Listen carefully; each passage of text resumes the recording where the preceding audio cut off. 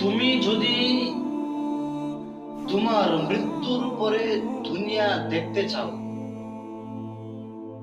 যদি তুমি তোমার মৃত্যুর পরে মানুষকে দেখতে চাও তারা কেমন, তারা কেমনে কি করে তোমার মৃত্যুর পর যদি তুমি এটা দেখতে চাও, তাহলে তোমার প্রথমে কাজ করতে হবে, তোমার মৃত্যুর আগে